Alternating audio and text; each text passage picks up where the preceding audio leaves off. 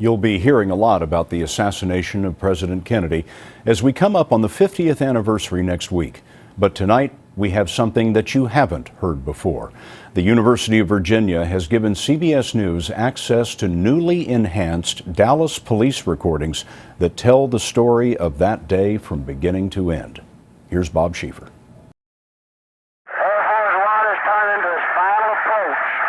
Between the hisses and the crackles, the story of that fateful day is captured on primitive dictabelt recordings from the Dallas Police Department.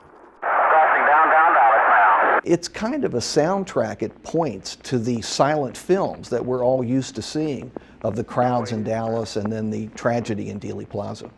Larry Sabato is the author of The Kennedy Half-Century. People just couldn't get enough of it. The crowds were enormous. Crowds a dozen rows deep were eager to see the young, stylish first couple.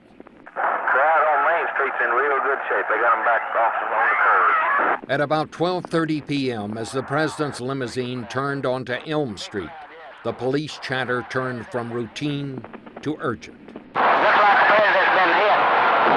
Have stand by. 10-4 Parkland has been notified. Sirens can be heard as the motorcade races the 4 miles to Parkland Hospital. The president's head was practically blown off. It was the first real assessment of just how seriously the president had been hurt. Back at Dealey Plaza, the search for whoever killed the president and wounded Texas Governor John Connally focused on a 7-story brick building. Get some men up here to cover this building. This Texas school broke depository. They believe that them shots come from that. Attention all squads. The suspect from Elman, Houston is reported to be an unknown white male about 30, slender build, 5 feet 10 inches tall, 165 pounds, armed with what is thought to be a .30-30 rifle. No further description at this time or information. The suspect turned out to be Lee Harvey Oswald. He had taken a bus and a cab to his rooming house, picked up a jacket and pistol, then headed out again. And he was walking down the street, and police officer J.D. Tippett called him over to his police car, and he just shot him at point-blank range. It was a horrible act, and certainly not the act of an innocent person. Now, Oswald was wanted for 2 murders. He was on the run, but not for long. If we have information that a suspect just went in the Texas theater on West Jefferson. 10-4. Supposed to be hiding in the balcony.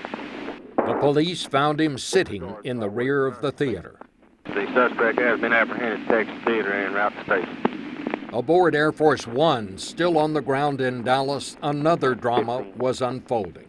We have information now. Judge Sarah Hughes is leaving Parkland en route to left field to swear President Johnson in.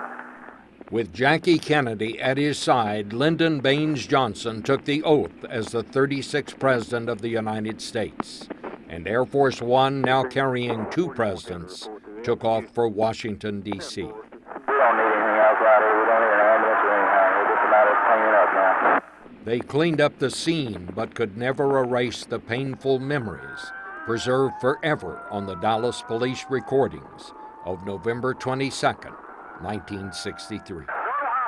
Bob Schieffer, CBS News, Dallas. If you'd like to hear more of these recordings, we have a link to them at cbsnews.com.